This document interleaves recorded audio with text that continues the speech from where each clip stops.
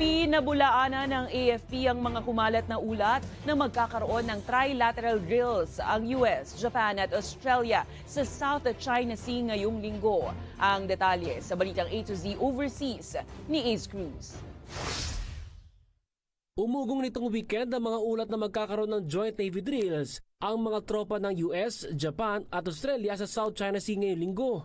Ayon sa hindi pinangalan ng Philippine security official, ito'y para pagtibayin ang commitment ng mga nasabing bansa sa rule of law kasunod ng pinakahuling pangharas ng China sa supply vessels ng Pilipinas sa Yungin Shoal. Batay sa mga kumalat na ulat, kalahok sa mga drills ang 3 aircraft at helicopter carriers.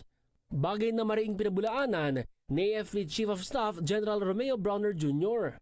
We heard about this from the Kyoto article, news article. So, nung nagtanong-tanong kami sa mga counterparts natin, Japan, US, and Australia, sabi nila they also don't know anything about that trilateral exercise. Wala rin anyang paparting na kahit anong joint drills sa pagitan ng mga naturang bansa.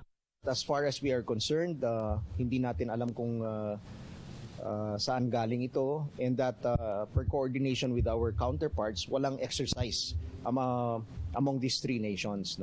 That is ongoing in the next few weeks. Itinanggi din nito ang mga report na tumanggi ang Pilipinas na makibahagi sa trilateral drills. Wala kaming alam na tumanggi ang Armed Forces of the Philippines na sumali sa mga exercises na ito. Contrary to that, ay talagang pinopromote natin, ine-encourage natin na magkaroon ng joint exercises among like-minded nations. Pero hinala ng AFP Chief na misinterpret lang ang mga report kaugnay sa training na sinasagawa ng Pilipinas, US at Australia na exercise alon.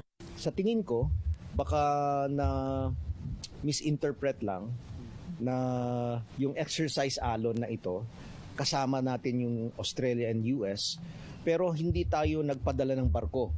Nagsimula ang drills itong August 14 at magtatagal hanggang August 31.